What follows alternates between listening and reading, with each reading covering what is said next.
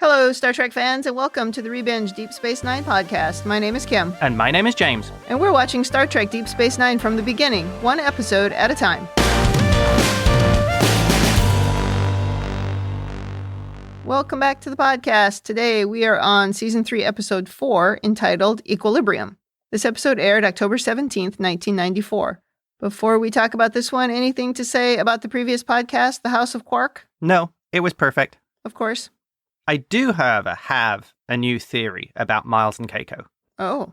I have the feeling that the Petersons is actually a euphemism. Uh-huh. That Miles has a stasis chamber set up, and they go and put Molly in it when they don't want to be bothered with her. So when they say she's at the Petersons, they really mean, yeah, we got fed up with her and stuffed her in the stasis chamber. Oh my gosh. I doubt that. They could be parents in the holosuite, though. Like a holo family. Oh. That they send Molly over to. Oh, that's a really good one. I didn't think of that one. Yeah. That would be expensive, though. I'm sure Quark wouldn't do that for free. No. All right, well, should we talk about this one? Absolutely. In the cold open, Sisko and Jake are cooking dinner for the crew. Sisko seems very happy to be cooking, and he's showing Odo how to stir a souffle, which Odo does by moving the bowl instead of the whisk, which was pretty funny.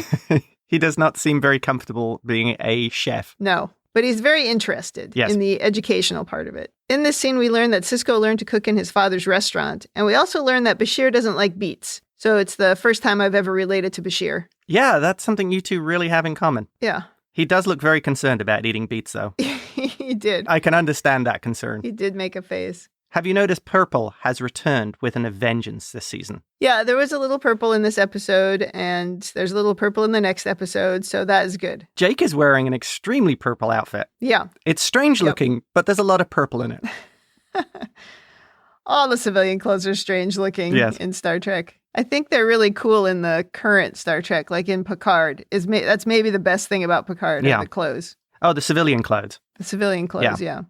Well, Jake seems very excited by this meal of blackened red fish, creamed spinach, and sautéed beets. I mean, I don't want any of those things now. I have to say, when I was a teenager, I would have wanted them even less. But, I mean, I grew up in a landlocked area with, where none of that would have been fresh, except for the beets, which I don't want. But no thanks. Well, I would say the only problem with this opening is if you're hungry and you really like Cajun food, it is a tough opening to watch. I would have eaten all of that. Of course. There aren't many things you won't eat, though. Sisko tells Bashir that he just hasn't had beets prepared properly, which is the same nonsense that people tell me about Brussels sprouts. And I'm pretty sure that's not the problem at this point, because I've had them prepared 1,000 ways. Same thing for beets. Kira, like Jake, also seems happy to be there. In fact, she's probably the only polite guest at this dinner party. Everybody else is just really not being polite. Do you think they replicated those ingredients to cook, or where are we getting beets and redfish? I'm assuming they replicated the raw ingredients. Because it just seems like replicated stuff would all taste the same, but okay.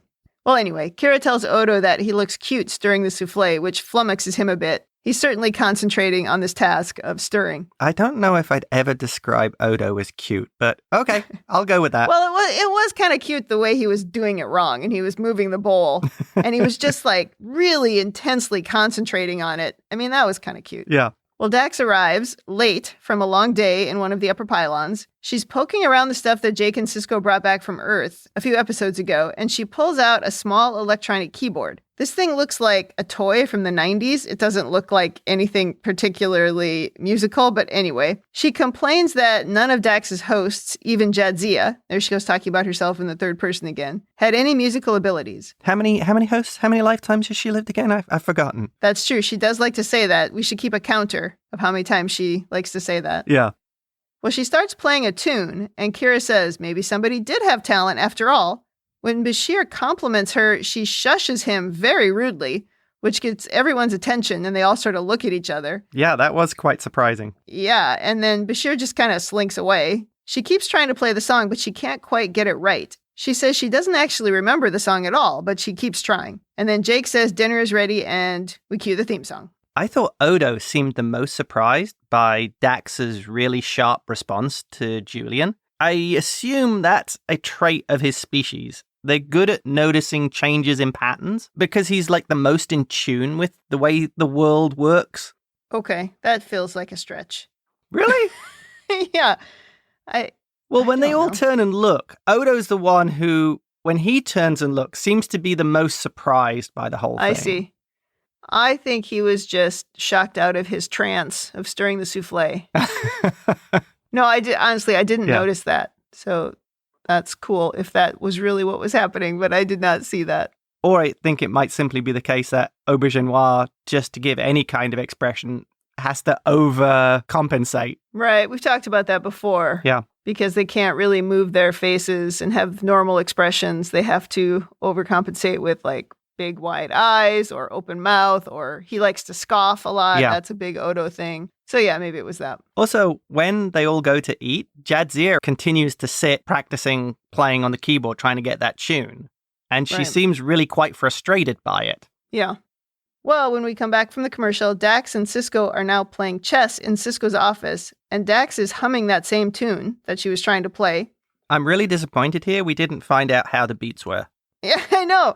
There's no mention of the food or what Bashir thought of the beats. Again, it's just like we just had that little opening scene and then boom, never happened. Yeah, how do we know if he makes great beats or not? Maybe it was terrible. So they never mentioned it again. It's like, oh God, don't bring up the beats. I feel we missed out here. Well, Sisko asks her to stop humming, and she does briefly, but then starts humming again absentmindedly. Then she seems to make a bad move in the game, which allows Sisko to get check. And she flies off the handle, saying that he made an illegal move, and that Curzon always thought he was a cheat. That gets Sisko's attention, who asks if she's making a joke.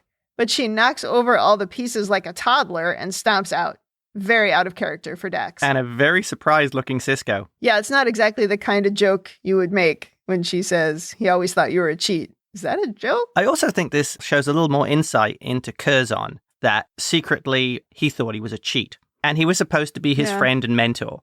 Yeah, Curzon is like the world's worst friend. I don't know why Sisko looks back on their time together as some great friendship or mentorship. He just seems like such a jerk. Yeah.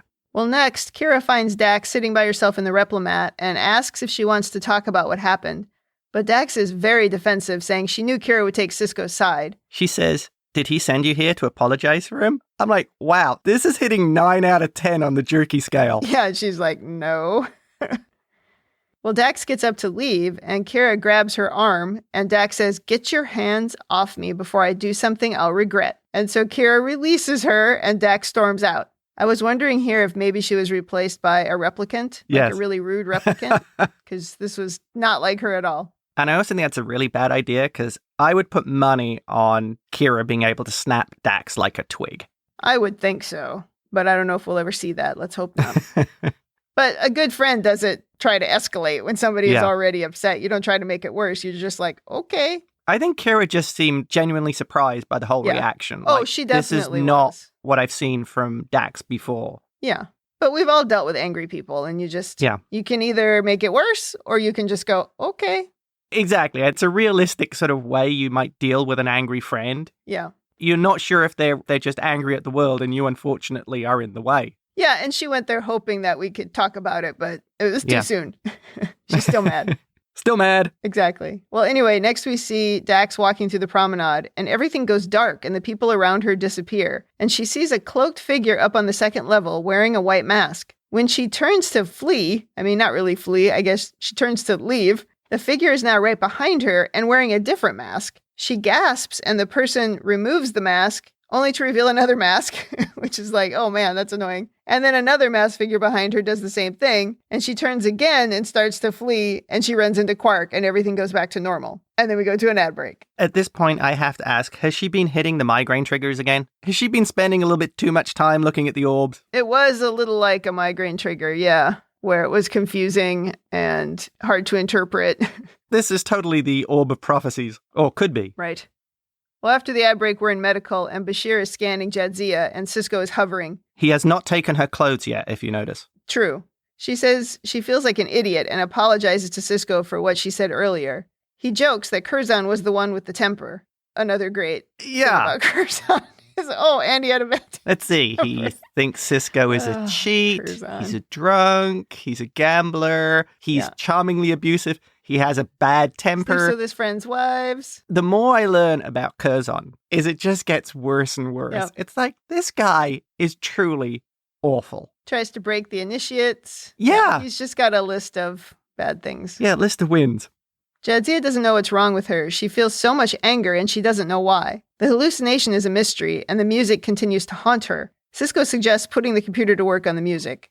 Bashir is looking into her medical history and finds that the only host to have suffered any significant trauma was Tarius Dax, who was injured in a shuttle accident. This was the host right before Curzon, and he was in a coma for 6 months. Bashir says there must have been some tissue damage as the doctors couldn't keep his isoboramine levels up. We hear this a lot in this episode, isoboramine, and Jadzia explains that it's the neurotransmitter that mediates the synaptic functions between host and symbionts. Yeah, a little bit more explanation on Trill biology. Yes. Bashir says that her levels have dropped to 73% of normal, which is concerning because if levels drop below 40%, the symbiont has to be removed, sacrificing the host. Yeah. He doesn't know what's causing it, and he suggests they head to Trill and let the doctors there examine her. Sisko puts his hand on her shoulder, saying, Curzon always said he wanted to show me the Trill homeworld. But he never did. So his best friend and mentor never took him to his homeworld. Yeah. He's such a winner. This is something that I forgot from the original series, or never really noticed, or never put it together. But the more you learn about Curzon, the more unpleasant an individual he would be. That you just want to tell Curzon to just go to hell. Yeah, you definitely learn that he is not a pleasant character. And a terrible friend. Yeah. Plus, here's a theory. I have a theory here. Mm-hmm. I have the feeling that Curzon was so damn obnoxious to everyone, he was actually banned from ever returning to Trill. I don't think so. No, that's my theory on that one. I mean, people probably didn't like him, and he didn't get a lot of invitations. Nope, he's banned. Oh, yeah. Okay. Something else we learn here is the Trill are pretty brutal when it comes to the hosts versus the symbiont. Right. They'll happily sacrifice a host if the symbiont's in danger. Yeah. The symbionts are starting to sound more like an aggressive parasite than a symbiotic relationship. If it's a case of, oh, the symbiont's not doing so well. Okay, reject the host, kill him. Well, but does that come from the symbiont or does that come from the Trills, the Trill people? Yeah, I don't know if the people running the Symbiosis Commission are necessarily joined. That would be a question there. Yeah, we don't know. They don't actually say that. Yeah. I suppose it would make sense if they were, because then you are able to hold on to the medical information over centuries instead of losing it and restarting with new doctors all the time. Right. The selection criteria of who should go forward, you'd have a better understanding, potentially. True. Yeah, that's true. So yeah, that makes them even more parasitical if they're running the choosing of who should go forward. Yeah, there's definitely many times when we see that the hosts are just treated like, I don't know, commodities. Yes, disposable commodities. Disposable commodities. And all that really matters is the parasite, the symbiont. Yeah. Off we go on the Defiant. As it flies off away from the station, is that seriously not just an awesome looking spaceship? I love the Defiant. There's 37 hours from Trill and Dax is resting in her quarters. You're probably going to hear me wax lyrically about the Defiant a lot going forwards. I just love that ship. Yeah, every time we see it, I'm guessing. Sisko and Bashir are chatting on the bridge. He says after Curzon died, he thought he'd never get used to a new Dax, but he doesn't want anything to happen to Jadzia. Bashir says he feels the same way. I feel we haven't seen this recently, but it's good to see that concern from Sisko about his team members again. I'm not sure why you think you haven't seen that in a while, that he was caring for his people, but maybe just because this is a new extreme. Yeah. Because I don't know, I feel like he always shows it. I think it's just because we haven't seen him go out of the way. Well, we've had other things to think about. We've had the Dominion to think about. Then we had that whole episode where it wasn't really happening.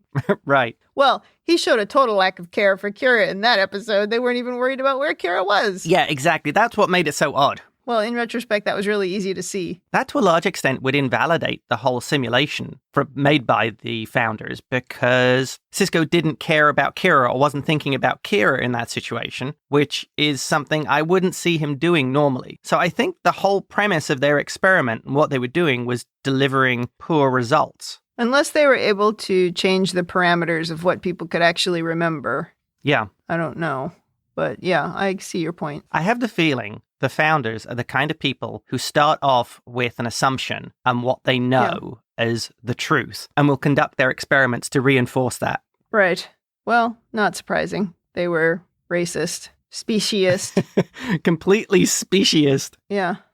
Now Bashir's in his jammies in his tiny Defiant quarters when Jadzia rings the bell. She can't sleep and she's looking for some company. He knows that she's worried, but says the Trill doctors are going to know a lot more than he knows. She can't believe she's going back there after 3 years as an initiate there. She swore she'd never set foot in the place again. She remembers the endless tests she had to go through. Julian says the risk for rejection is too great, so they have to be careful. When she admits that she's afraid of doctors, Julian tells a story about feeling the same way as a child. But he learned that doctors are just there to help people, so there's no reason to fear them. The most cliche conversation ever. I think so. She was also in a very dark purple jammies. She was. He says she can sleep on his top bunk if she'd like to stay. She says she would like to stay, but she'd rather have the lower bunk because Curzon fell out of a tree once. And landed on his head. It's the weirdest conversation. So she climbs into the lower bunk and he climbs into the top bunk, and she is asleep in no time. And weirdly, Bashir doesn't creep on her at all in this entire scene, and he's just a friend. It was very unlike him. What was really the point of this? I found it just kind of an odd scene to throw in there. Even the dialogue in it was extraordinarily cliched. I agree. When I was taking notes in the scene too, I was just like, what just happened? What was the point of that? But it is something that you might do in seeking some kind of comfort from a friend in that situation. So yeah. I guess maybe they're just showing that. There wasn't a lot of point. Yeah. Just to show that she was afraid, and which doesn't make a ton of sense to me, honestly. And then to show that Bashir was capable of being empathetic. Yeah. To me, it just felt like a very odd scene. Agreed. After getting to this episode, I've come to the conclusion, and again, this is another thing I never noticed when watching the series originally, is that it's like they've sat down and just rewritten Bashir. They've changed the character from this season. What they've written in season 1 and 2, they were starting to hint at it. In season 3, they've just gone, yeah, we're changing this character. We're writing a different character. Yeah. Do you see that? Well, it's possible they're actually trying to improve the character of Bashir. It's like they're just trying to show you that Bashir could be a person and not be a jerk. I think it's more than that. It's like, this is not the person we'd seen earlier. This is a new character they've written into the show. Yeah. Now we're on Trill, and Jadzia is telling Sisko and Bashir about all the tests that the doctors performed on her. And then Dr. Renhol, a tall woman in a purple dress, her hair swept up, comes walking in. She's all smiles, and she tells Jadzia that it's good to see her again. Then she tells them that Jadzia is the only initiate to successfully reapply to the program after being dropped the first time. I thought that was not a nice thing to share with everybody. Yeah. This is the first failure. Well, she could have added that this was after we discovered Curzon was a complete degenerate whose opinion really didn't matter. Yeah, she could have. They put Jadzia on some kind of drug that's already increasing her isoboramine levels. She doesn't have to stay on Trill for the treatment. Dr. Bash Ear, as the doctor keeps calling Julian, can't... Bash Ear? Did you hear that too? No, I missed that. The way she said it was hilarious. And she said it like 3 or 4 times in this scene. Hologram. She says, Dr. Bash Ear can administer the meds. Everyone seems very jolly, which at 18 minutes into the episode is not a good sign that we've solved the problem. No, we watch Star Trek. We know what that means. Totally, but also it seems like all we've done is prescribe a drug to treat a symptom, so it's very modern medicine. Exactly. We go back to the Defiant, and Jadzia is complaining that they should be touring the Trill homeworld, but Bashir insists that she rest.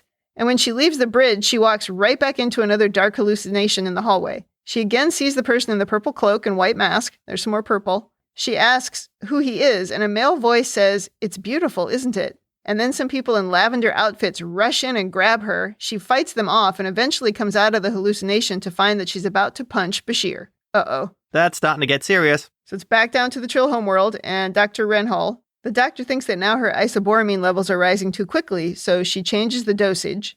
Jadzia says the people in her hallucination were from the Symbiosis Commission, but Dr. Renhol laughs it off. Hallucinations often take the form of latent anxieties. Dax says, but the uniforms they were wearing were from over 100 years ago, so the anxieties weren't her own. But the doctor thinks the memories across the lifetimes are getting jumbled. The doctor is not concerned enough, and nobody else seems convinced by the story but her. Yeah, the doctor seems to dismiss the concerns pretty much out of hand. Very much like doctors I've seen, yeah. I don't know what it is, so it's fine. I have it under total control. Oh, completely. After the doctor leaves, Dax says she just wants some answers. The extremely slow computer is still working on the music, which is shocking that it's still taking this long, but maybe they're going to learn something from that. Jadzia proposes that maybe the Guardians can help her. These are the unjoined Trills who devote their lives to the care of the symbionts. She says they know more about the symbionts than anyone. So off we go to the caves of the symbionts' breeding pools, and 2 of the little symbiont worms come to the surface and a little energy charge happens between them, which is how they communicate.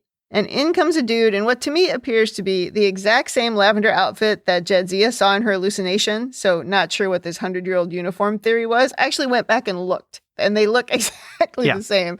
Well, no expenses spared for that costume. It's basically a brown smock. No, it was lavender. Was it lavender? Yeah, I think so. They have tons of light purple fabric in the back at DS9. Everything is made out of that material.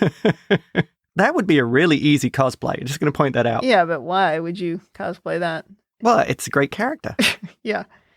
Well, this dude comes in with this ridiculous looking tool that he pokes into the water, and it's like a giant camera with the longest possible lens on it, like almost 2 feet long. Yep. Bashir tries to talk to him, but he's distracted by the worms. When he sees Jadzia, he recognizes her instantly as Dax. He puts his hand on her stomach like she's pregnant or something and says, "Oh, that's not good." He tells her the hallucinations she's having are memories. He says the balance is off. Someone isn't playing fair. He takes her hand and leads her out, saying, "Let's see what we can find." So, do these guardians have some kind of telepathic or empathic connection to the symbionts? Yeah. Is this like a Beta Z kind of thing? Well, they don't talk about it. They don't tell us how. But I imagine if they spend all their time with the symbionts, maybe they're picking up on some kind of cues. Maybe they're, maybe they can smell something. Maybe they can feel something that, they know, they know what balance feels like. So there's some kind of physical thing that they're picking up on. It's not necessarily telepathic or empathic. Intuition. Although he didn't seem like the most intuitive person. He seemed pretty much stuck in his own little world. Yeah. But also, I wonder if the symbionts were able to communicate in some other way that we don't know about. Except when they communicate with each other, he was just through that little electric charge. What if there's some kind of little electric charge that he's able to pick up on? That would be a good one. Yeah, that's a good take. Well, I made it up. Works for me.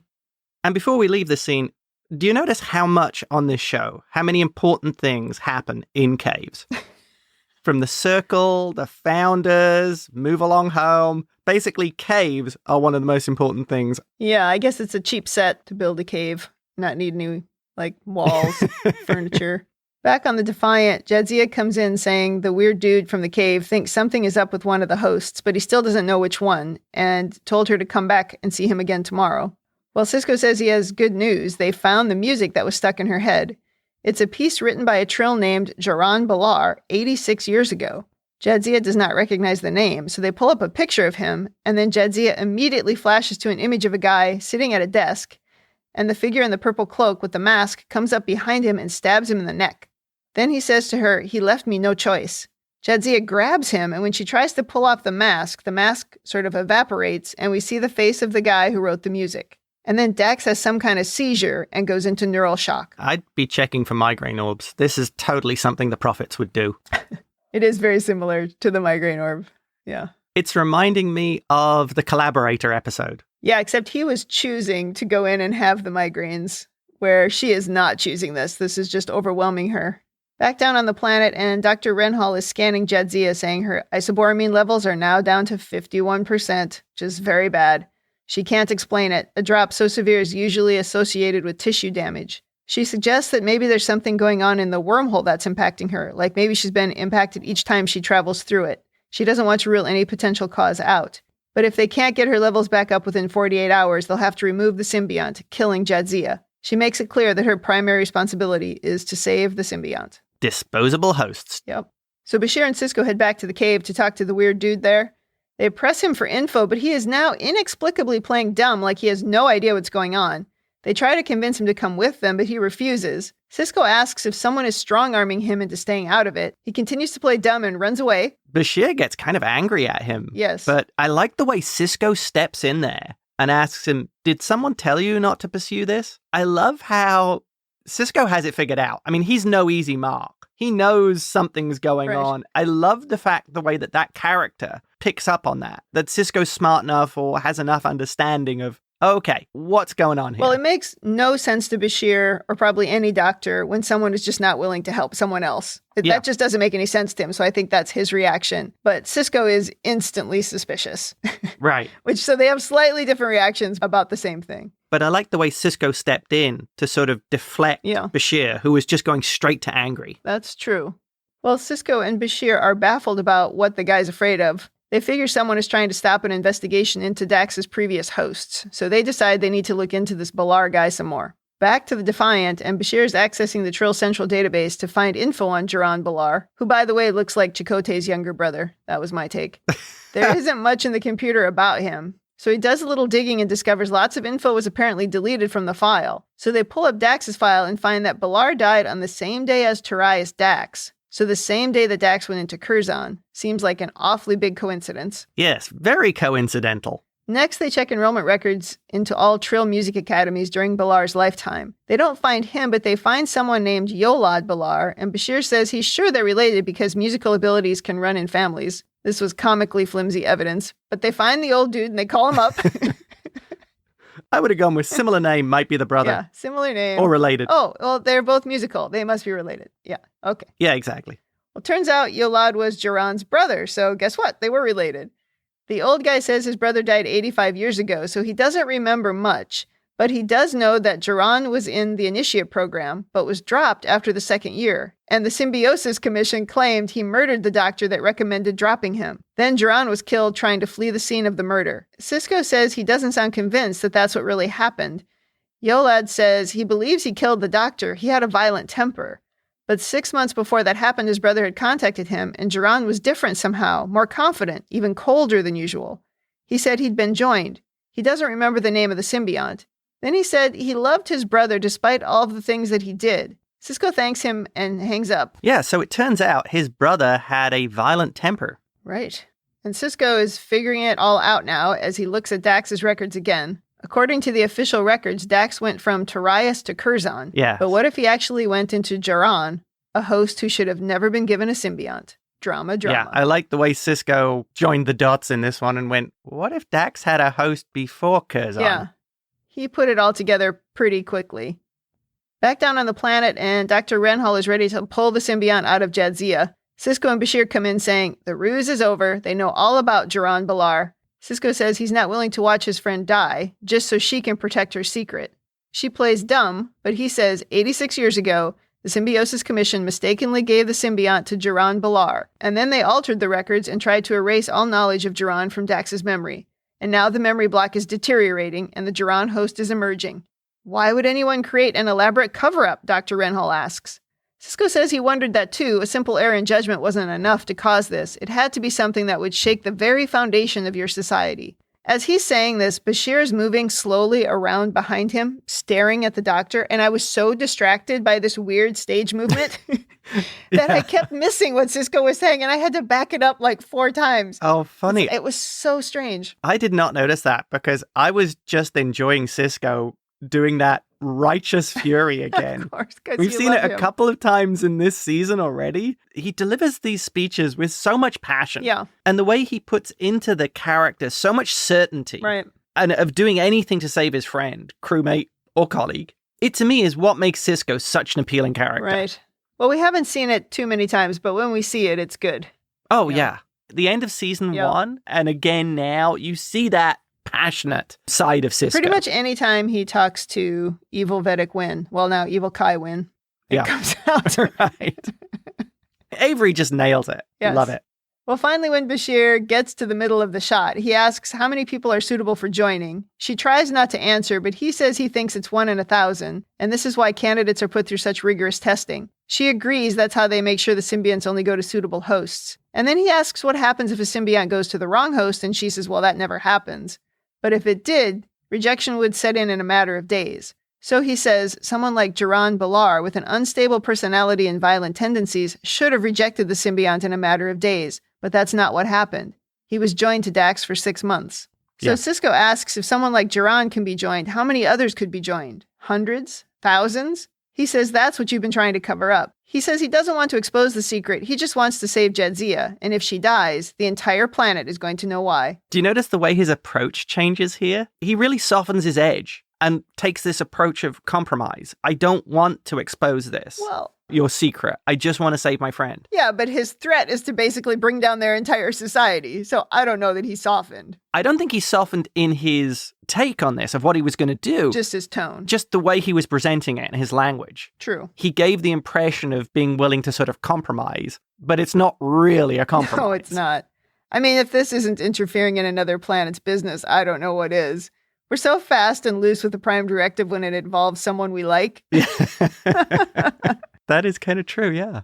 I was just watching the other night the TNG episode that I think, ironically, is called Symbiosis, where it's really the first time we get the speech about the Prime Directive. Yeah. And Picard gives that speech to Crusher in the elevator, in the turbo lift. And it's so funny because he's just very specific that we can't be interfering. And then you hear he's going to destroy the whole society because he doesn't want them to hurt Jadzia.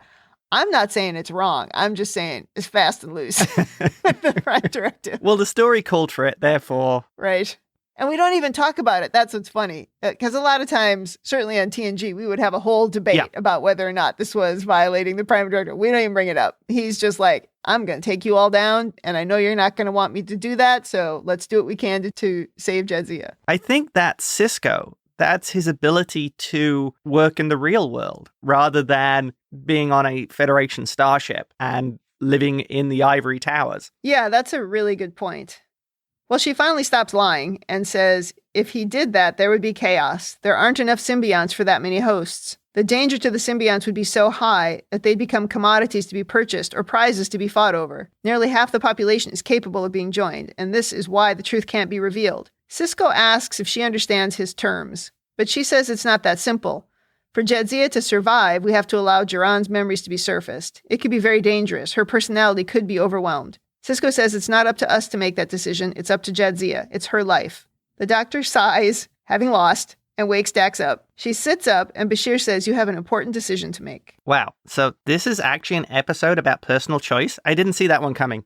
Yeah, in the end. Well, yeah, I guess that is what happened. I do kind of feel for the doctor, though. I see her point that the symbionts would potentially become a commodity. I don't necessarily agree with what they're doing, but I can see it as being a huge risk. I agree with the point of what they're doing and why they're doing it. If you looked at it a little bit differently, like if you thought about if they just allowed every single person to have access to a symbiont with no kind of review, you could end up with someone who was violent, someone who was unstable, something that then would be inside that symbiont forever, inside that memory card, as I keep calling them. Yes. And then you move it to the next person. And then how would that person deal with it? It's already difficult for them just to deal with someone who is maybe similar, in the way they think or the way that they were raised. And then if you put something that was just so completely foreign to the next person into their mind, you could really end up sort of corrupting all of the symbionts, and then they could die out. Yeah. I completely understand what they're doing. I'm not sure I agree with the trying to hide it all the time. I mean, this is sort of the ultimate playing God thing. And anytime humans try to play God, it just doesn't go very well. And these are Trill trying to play God. But, I guess my point is anytime someone who is not a God tries to play God, it never works. Yeah, I would definitely agree with that. You could end up with the symbionts basically all becoming complete sociopaths. You could, yes. And what would happen with the Varad type situations? You could have Trill being kidnapped for the symbionts to be stolen. You'd end up with this whole market of kidnapping and taking symbionts and giving them to other Trill. Yep. It could be it would be a disaster. Yeah. Potentially fatal for the symbionts. I'm not sure if the symbionts already aren't sociopaths. I mean, we've kind of talked about they're not really feeling creatures. They seem to remember the feelings and they remember the memories of the hosts and pass them to the next ones. But do they have them themselves? Oh, that's an interesting point. I don't know. This would almost make more sense, though, if you were passing them to children so that they would develop with it. But that's not what happens. Instead, you develop a person like Jadzia. Yeah. And she gets all these degrees and she has a whole life of her own already. And then you join her with this symbiont that had 6 previous lives or 7 previous lives. And now you're trying to still have who you were and all these other things together. I don't know how you ever stay sane. Yeah. It would be almost impossible, I would think, to do that because now your feelings aren't the only feelings you have and your memories aren't the only memories you have. And then this on top of it, they're actually potentially hiding. This was probably not the only time this has happened. Right. I mean, how many times have they done it before? Yeah. We've already seen how they consider the host's basically commodities. So Right. does it happen every 10 years? All the time? Yeah. Who knows? Maybe it happens to every single one of them. At least once. Oh, wow. That's really kind of dark. Well, I don't mean it as dark. It's just, I think it would be impossible to be perfect at screening out every negative trait. It would be really difficult. I think that, though, is the point of the Symbiosis Commission, of why the tests are so rigorous. Yeah, I suppose. Oh, then again, saying all that, look at Curzon. Right. Right. Well, I think we've established that they don't necessarily discount people who are just jerks. This was a guy who was banned from returning to his homeworld. I think what they really want are the dullest people. You know, that would probably make sense. Remember that guy who testified in the episode Dax? I think they want them all to be like that guy. He was a total dud. I think you're right. I think that would probably make the most logical sense, because you wouldn't want people with really strong personalities or convictions, especially if the hosts might end up amplifying that. The less personality, the better. Yes. Now that would be funny. An alternative version of Dax that's just very boring. Yeah.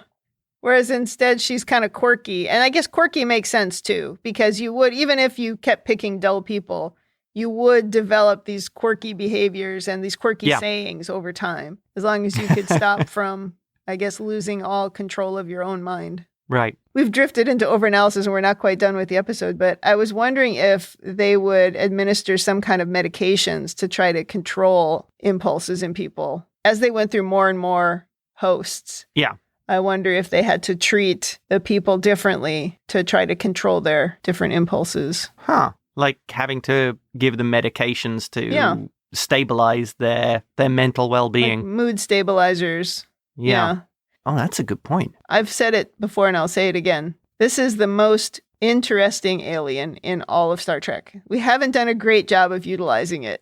Yeah. There's just so much potential here for story. Well, maybe part of this is the Trills are the psychological makeup of the Trill is radically different from humans. That this is why it works with Trills. That they truly are alien.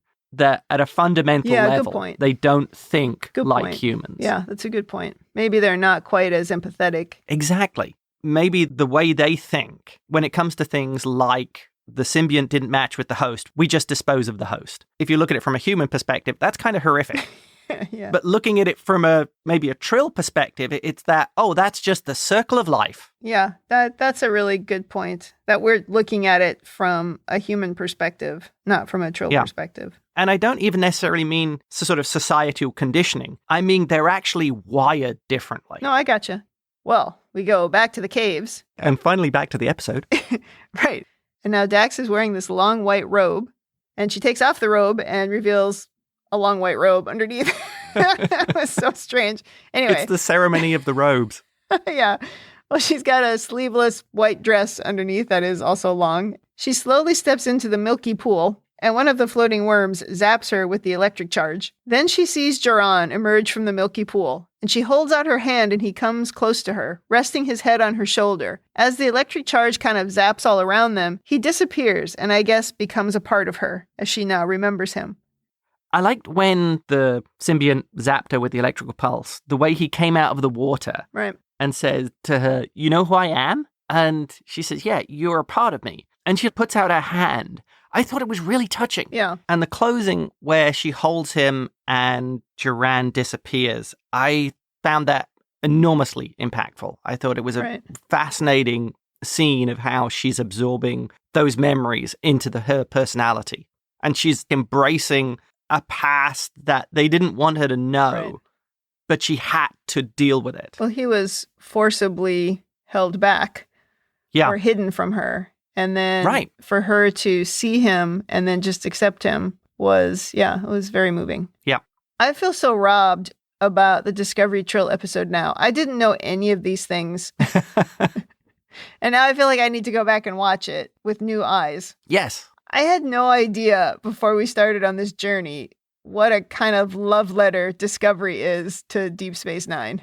Oh, yeah. You see why I like that episode so much? Yeah, I do. And I remember when you really liked it and I was like, yeah, this is okay. But now that's what I mean. I want to go back and watch it. Okay, well, we go back to the station, and Dax is sitting looking out the window in her quarters when Sisko comes in to see how she's doing. She says Julian was just here 15 minutes ago doing the same thing. She says she'll be all right. She just needs some time to sort things out. He asks if it would have been easier for her to not know about Duran, but she's glad she does. If you want to know who you are, it's important to know who you've been. He says, "Good night, old man," and leaves her alone. She says she'll see him in the morning, and he leaves. And she sits down at her table and starts playing Jake's keyboard. So she's already turning into a criminal because she's stolen Jake's keyboard. That's just something Curzon would do. And the end. I imagine that's something that's very important for a joined Trill, to know who you've been. For sure. Otherwise, your isoboramine levels fall. Oh, very good. I could be a doctor on Trill. Well, we have been analyzing for like the last 20 minutes. Do you have any other overanalysis? I do have a little additional overanalysis, although I think we've talked about a lot of the points during the episode. Yes. So, anyway, here goes.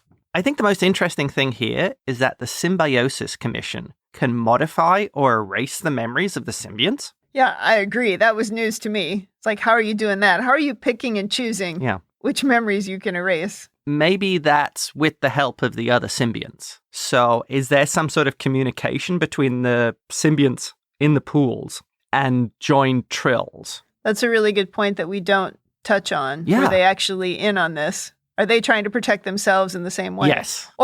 And if it's entirely possible then that the commission is actually reacting to the symbionts. This is not their idea. Right. This is actually the symbionts controlling it. Yeah. I mean, and it also makes the symbionts a much more aggressive parasite. Yeah, that's very true. Yeah, it's a shame they don't clarify that one, but I think it's a really interesting issue if they can cut and paste bits of their memories as they choose. Well, it didn't work, but yeah. No. Ultimately, yeah, it failed. I wonder, too, it's also possible this is the first time they tried it, and it didn't work. Oh, that would make Jadzia really unique. Yeah. Or Dax really unique.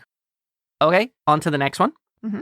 Something that wasn't clear here, was Duran joined, then committed the murder, and the symbiont removed? I'm fuzzy on why he killed the doctor. Well, I think the fact that Jadzia could see the murder tells me it happened while they were joined. Okay. But that doesn't make sense. Because what made them drop him? He must have done something else violent, or they saw he was unstable, and then they decided to drop him. But if they'd removed the symbiont, he would have died anyway. Right. So no, it must have been joined. Well, not necessarily, because you get the memories of the person as well up to that point. Like maybe it happened before. Yes. Well, but then why would they have joined him? I don't think that makes sense. Yeah, this is the bit I have a problem with. I can only assume, because they didn't spell it out in the story, but what makes sense to me is Duran was going to be dropped from the program. Right. And he murdered the doctor to keep himself in the program. So he murdered the doctor, maybe removed the records that said he should be dropped, covered up his tracks, and they never realized that he was the murderer until maybe 6 months later or however long later when they did the investigation and found, oh, it was Duran who killed him. Possible. Or, alternatively, his brother said how he was colder after he'd been joined. Right. I'm thinking maybe some of those negative personality traits of him being violent and unstable were amplified with the Trill. And maybe the doctor did something completely innocuous. Or, Duran felt the doctor had made some slight to him at some point in the past and murdered the doctor after he was joined. And the cover-up was to say, oh, he was dropped from the program. So all the records about why he, about him being dropped, about him being killed when he was escaping were actually untrue. That he'd been joined and he'd killed the doctor after joining for some unrelated reason. Well, we don't know. I don't know if they're going to come back to these characters at all or the story at all, but we don't really know exactly what happened. It could be any of that. Exactly. I was really confused about the whole timeline the first time I watched it. The first notes I wrote under overanalysis were like, I don't get this timeline. Which one was first? That doesn't make any sense to me. And then when I went back and watched it again, and then they were very specific about the 6-month thing, like Therese was in a coma for 6 months. And then later, the guy's brother said that he was joined for 6 months. It was like, oh, okay. So really, Therese actually died. He wasn't in a coma. Oh, yeah. And for that 6 months, she was actually, Dax was actually in Duran, This was the episode I really wanted to tell you about, that you find out Dax was a murderer in a future episode. No spoilers. Right. It gives a little more background to the Dax character. Well, it makes the Dax character potentially quite unstable. But now that she's acknowledged and absorbed that personality, maybe it gives her better control over it. Well, maybe. I mean, that anger that she was showing at the beginning, are we supposed to believe that that anger and violence was actually emerging as she was starting to remember him? Or was the anger really from the cover-up that she was starting to realize subconsciously? Oh. It seems like it was coming from the guy. Yeah, I assume it was the Duran personality breaking through that block or whatever they did to hide him being there. But if he was unstable, now she's got that in her head. But she's also got 8 lifetimes, 7 lifetimes? Well, 8 if you include Varad. Lifetimes of experience to help counteract that. Well, that was my concern way back in that episode with Lionel Luthor. Yeah. Was what happens now that you've had this unstable person in your head? What happens to you? And it was only for a short time, and the join was not really completed with Lionel Luthor, but it was completed with this guy. Right. Yeah. And she committed a murder with him. Yeah. Or Dax committed a murder with him. Yeah, she didn't do it. Yeah. But now that's in her head. And the reasons justifying it would also be in her head. Oh my gosh, yeah. Yeah. That's the part that worries me. Right. The part that made the person think it was okay is now a part of you, even if you maybe wouldn't think that way. That's now a normal part of you. It's part of the memory stick. Yeah. Huh. Well, interestingly, that leads on to my final analysis point, which is, so Dax has all these memories, including one of not just killing someone, but actually murdering someone in cold blood, in a premeditated murder. This would have been really useful for the episode Blood Oath. It may not have been premeditated. It could have happened, like, instantly.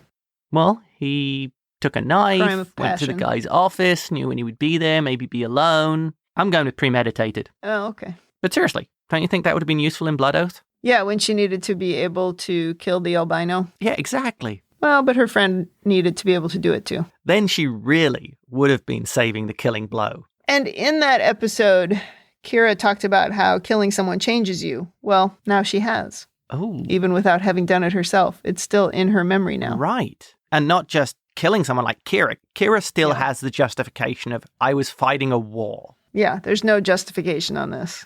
It actually makes me feel bad for her. Yeah, I know what you mean. Jadzia really didn't ask for that. No, she did not. And now everybody who comes after will have it too. Yeah. Of course, this might be that thing where they decide to retire the symbiont as well. Just leave it in the breeding pool. Put it out to pasture, as it were. I don't know how that works. I'm making an assumption. I don't know if they can do that after it's been joined. No, I don't know. Okay, well, that wraps it up for my overanalysis.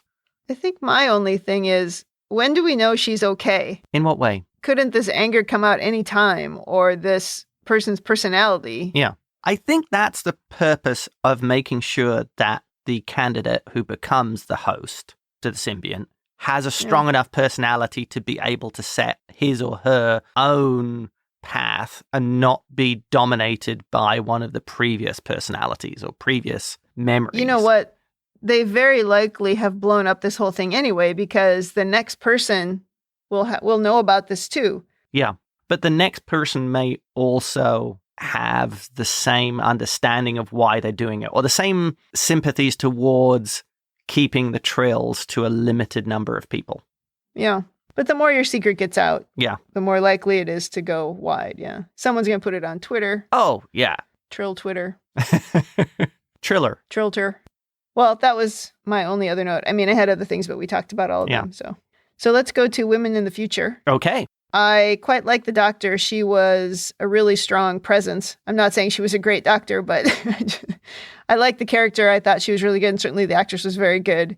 She had a very commanding presence. She was prepared to go to great lengths to preserve what she believed in. Yes. Belief was one of her top 5 strengths. Oh, definitely. And Dax was great in this episode. I don't particularly like cranky Dax. I like quirky, oversharing Dax. But, she was still very good here. And there was no sexual harassment in this episode. There was nothing specific to gender. So I thought it was pretty good for women in the future. Yeah. And they let her make her own choice about whether or not she wanted to live with the crazy person in her head. Although, is it really a choice? The alternative is, well, we just take it out and you die. So, maybe there was also a choice in there of, hey, we could try to cover it up again. Like, we know how to do that, and maybe that was her choice. Yeah, it happened once. It could last another 80 years. Yeah. There's also a moral dilemma of, let's say she chose, okay, I'm unsuitable, I have to pass it on. Yeah. The circle of life thing, as I was saying. Maybe that's the Trill, just think about that. This becomes a problem for the next host. You're passing that on to the next one without them necessarily understanding it or knowing about it. Whereas Dax accepting that personality into her makeup, that will be something that she can bring up or the next host will be understanding of and will be aware of, rather than it being suddenly, oh yeah, I was a murderer in a previous life. Just gloss over that bit. True. So you mean it might be easier because this host has accepted it. Exactly, yes. Made it part of the personality, kind of evened out the rough edges, as it were. Precisely. And so the next person doesn't need to make that choice, needs to know about it. I would warn them. Right. But, which is why I said the secret is eventually going to get out. Yeah. Whereas I would say it would be immoral not to tell them. It would, yeah. You're accepting this symbiont on a particular set of terms. Well, it turns out that, we lied about a few things. This is why every host after this has to be just the dullest person. Has to be able to just go, oh, okay. I'm sorry, Absorb you've been it. rejected. You're far too interesting. Yes, exactly. Well, that's all I have for women in the future. How about rating? Thumbs up, thumbs down, or neutral? What is your rating? This is an absolute thumbs up. This is another one of those episodes where I could pretty much have done the podcast without rewatching it. I don't know how many times I've seen this one, but I really enjoyed it. I think because I found that scene at the end sort of so emotionally satisfying. Right. I get that. Whenever an episode has something that really clicks for me emotionally, I can get over a lot of the other silly stuff that goes on. I think we've talked about that, at least back in season 1. I think there were some episodes there that I'm like, I kind of liked it, even though, the rest of it was bad. There are just these few things that I would really like about it.